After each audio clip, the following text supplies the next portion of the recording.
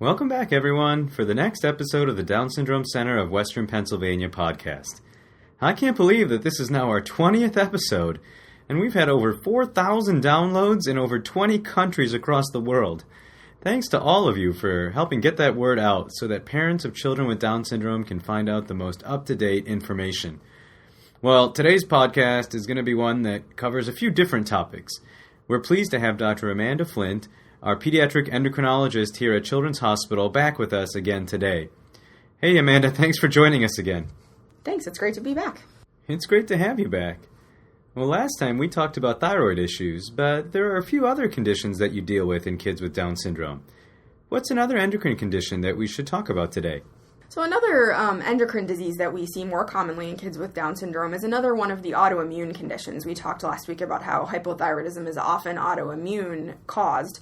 And another one of those diseases is actually type 1 diabetes or juvenile onset diabetes. Well, what is type 1 diabetes? Where does it come from? So type 1 diabetes is a condition where, again, it's an autoimmune condition. So in this case, the immune system attacks the pancreas, which is the gland that normally makes insulin. Insulin is the hormone that keeps your blood sugars under control. So patients who can't make enough insulin will have very high blood sugars. So this high blood sugar, what's the problem with it? What are the symptoms that might show up in somebody who has type 1 diabetes? Very often, patients or parents will notice that their kids are drinking a lot more than usual. They're always thirsty. They don't seem to ever get enough to drink. Very occasionally, we'll see them, doing odd things like drinking from the toilet or the bathtub, even because they're so thirsty. They often also pee quite a lot, so they'll go to the bathroom a lot more frequently. Those are probably the two biggest symptoms, but we also often notice some unexplained weight loss as well. Those are probably the big three. Okay, thanks. Well, what if a parent notices some of those big three symptoms in their child? What should they do next? I think as soon as you realize that this is going on, it's worth seeking medical attention.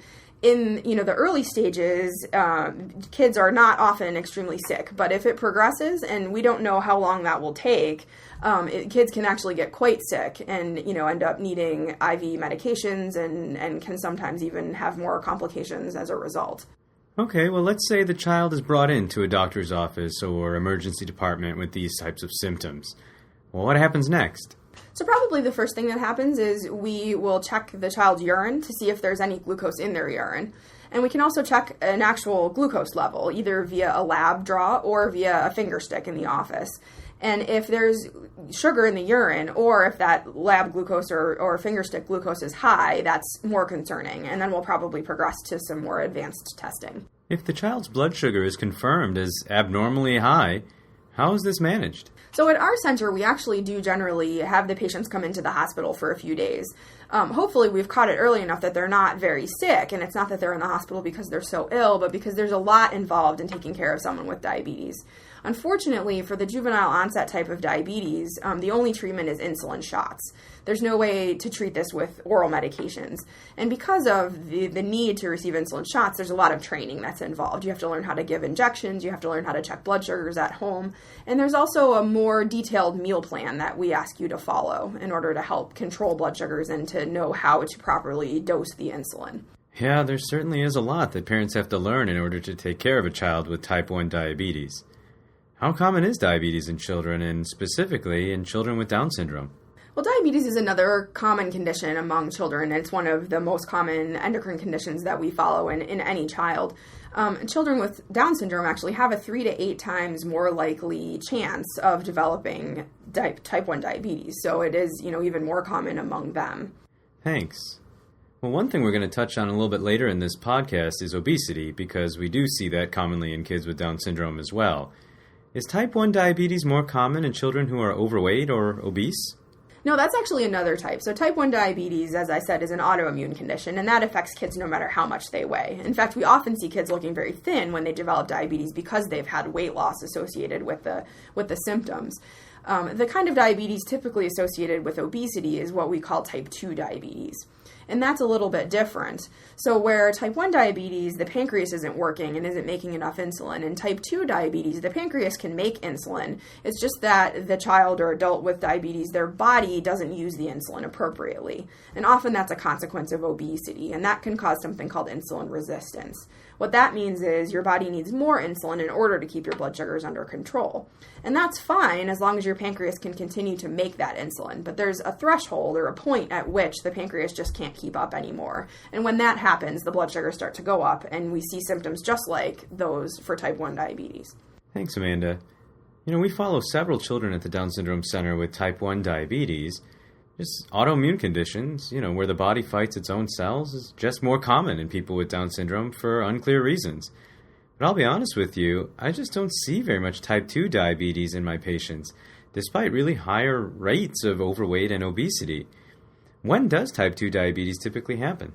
Sure. Well, as you mentioned, we aren't seeing a whole lot of type 2 diabetes in kids with Down syndrome. But of course, it gets more and more prevalent or common among adults as they get older. The longer you've had insulin resistance and obesity, probably the higher chance of developing diabetes. So, and I can't speak to the prevalence or the rate at which adults with Down syndrome end up with diabetes, but I certainly have seen patients in clinic who have already had some of the earlier signs. And so, from that standpoint, obesity is important to address. Unfortunately, children with Down syndrome struggle with excess weight gain. And we think in part it's because they do burn fewer calories when they're resting.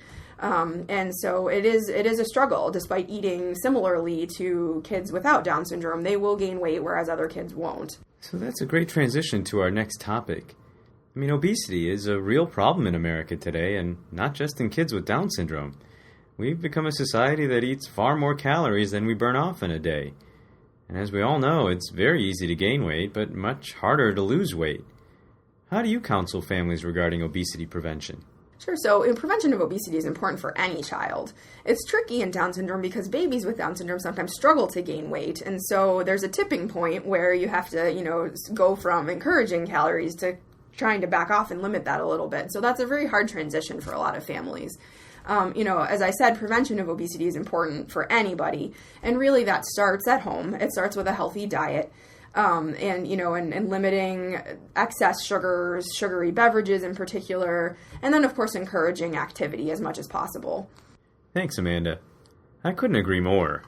I counsel families that older kids can be transitioned from whole milk to skim milk, or that sugary beverages, including soda, but also juices, really can be avoided.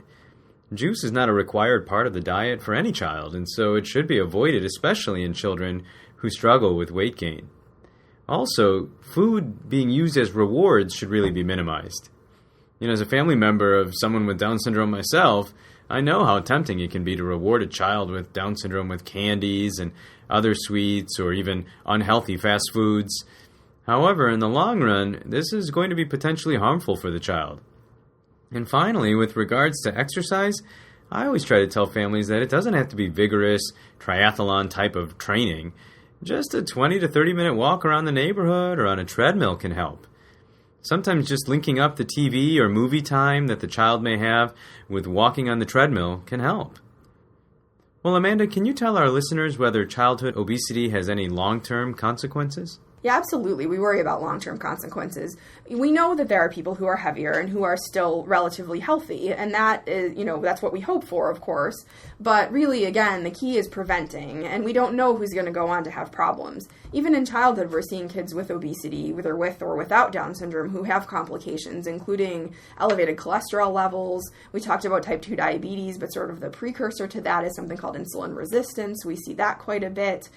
We can see something called fatty liver disease, where some of that excess fat is actually stored in the liver, and that can cause liver dysfunction. And all of that really increases the risk of heart disease in the future, and probably ultimately that's what we're trying to prevent. Thanks for that overview. Thankfully, cholesterol-related complications like atherosclerosis, which are fatty plaques in the blood vessels of the heart, are almost unheard of in people with Down syndrome. It's thought to be one of the several benefits of an extra 21st chromosome. There's others that we can talk about later, like high blood pressure or solid organ tumors. We just don't seem to see those in people with Down syndrome. But anyway, returning back to our discussion on obesity, can you tell us if there are any other complications that our families should be aware of? Yeah, a common complication that we see even in adolescent girls with obesity, again with or without Down syndrome, is something called PCOS, or polycystic ovary syndrome. It's kind of a bad name because it doesn't need to involve cysts on the ovaries, but what it shows up as is girls who are heavier, who have irregular periods typically, and they may also have signs of higher testosterone levels. That's where the ovary part comes in. The ovaries make more testosterone, probably as a consequence of insulin resistance, and we don't fully understand why that happens. But these girls, as I mentioned, can have irregular periods, but they may also have things like bad acne and hair growing in places that would be more typical of a male, like on the face or on the abdomen. Is there anything that can be done with some of these obesity complications? I mean, are there medication options? Well, probably the first thing we try to do is modify the lifestyle. So if we can identify some problems where maybe kids are consuming too many calories, we try to work with families on helping them to adjust their child's diet and encourage healthy habits. And again, increasing exercise is also extremely important. But depending on what's going on, if we find something like PCOS or what we call pre-diabetes sometimes, where blood sugars are a little bit high but not fully diagnostic of diabetes, there are some medication options. One of them is metformin, which is actually a pill usually used to treat type 2 diabetes, but we know that it helps with insulin resistance, and so that can often help things like PCOS or pre-diabetes as well. Thanks. Now, before we close this podcast, I think it's important to touch on other growth concerns. Kids with Down syndrome are most often shorter than their peers. Do we know why that's the case? I know some people have wondered about whether this could be a growth hormone deficiency. Maybe you could touch on that, too. Absolutely. So we know that kids with Down syndrome do tend to be shorter when they're done growing. Some of that comes early in life. We already see some discrepancy, but a lot of that comes from the fact that for whatever reason, they just don't have as good of a growth spurt when they're going through puberty. So kids often become more obviously shorter as that time hits. We don't really understand why it happens. We don't think it's because of an increased rate of deficiency in growth hormone, but we don't fully understand that yet. Okay, well, like so many other things in Down syndrome, we still need to find out more about the causes of things that are so common, like short stature in people with Down syndrome. Well, Amanda, thanks for coming and sharing again your expertise in endocrinology with us in these past 2 podcasts. Oh, you're very welcome. I'm pleased to do it. Okay, our faithful listeners, this concludes our podcast for today. Please be sure to stay tuned for future podcasts that are on the way. If there are topics we haven't covered yet that you would like more information on, please drop us an email at downsyndromecenter@gmail.com. Until next time, bye-bye.